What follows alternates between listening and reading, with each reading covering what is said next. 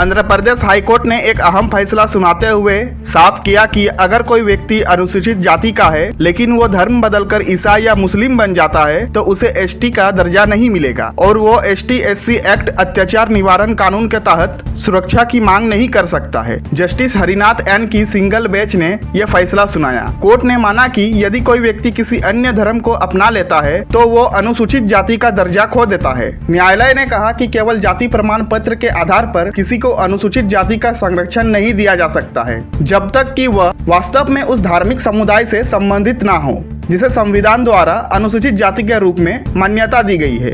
यह मामला आंध्र प्रदेश के विशाखापट्टनम का है, जहां मूल रूप से अनुसूचित जाति माला समुदाय से आने वाला एक व्यक्ति चिंतदा ने हिंदू धर्म छोड़कर ईसाई धर्म अपना लिया था और पिछले 10 वर्षों से पादरी के रूप में कार्य कर रहा था। चिंतदा ने पुलिस में शिकायत दर्ज कराई थी कि अकाल्ला रामी रेड्डी नामक एक हिंदू व्यक्ति ने उसे जातिवाचक गालियां दी है। इस शिकायत के आधार पर पुलिस ने रेड्डी के खिलाफ अनुसूचित जाति एवं अनुसूचित जनजाति अत्याचार निवारण अधिनियम यानी कि ST/SC एक्ट के तहत मामला दर्ज किया और चार्जशीट दायर की। मामला ST/SC स्पेशल कोर्ट में भेजा गया। इसके बाद आरोपी रेड्डी ने आंध्र प्रदेश हाईकोर्ट में याचिका दायर की, जिससे उन्होंने यह तर्क दिया कि शिकायतकर्ता चिंतदा अब अनुसूचित जाति से संबंधित नहीं है क्योंकि उन्होंने स्वेच्छा से धर्म परिवर्तन कर लिया है और ईसाई धर्म अपना लिया है।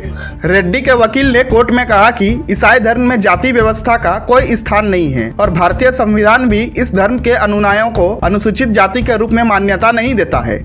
उन्होंने ये भी बताया कि चिंतदा ने स्वीकार किया कि वह पिछले 1 दशक से पादरी के रूप में सेवा दे रहे हैं। कोर्ट ने स्पष्ट किया कि ST/SC एक्ट का उद्देश्य केवल उन्हीं व्यक्ति को सुरक्षा देना है जो परंपरागत रूप से उस समुदाय से आते हैं और उसी धर्म व्यवस्था में रहते हैं। धर्म परिवर्तन करने वालों पर यह अधिनियम लागू नहीं होता है। कोर्ट ने यह मानते हुए कि शिकायतकर्ता चिंतदा अब अनुसूचित जाति से संबंधित नहीं है और उसने कानून का दुरुपयोग किया है, अकल्ला रेड्डी और अन्य के खिलाफ दर्ज मुकदमा रद्द कर दिया।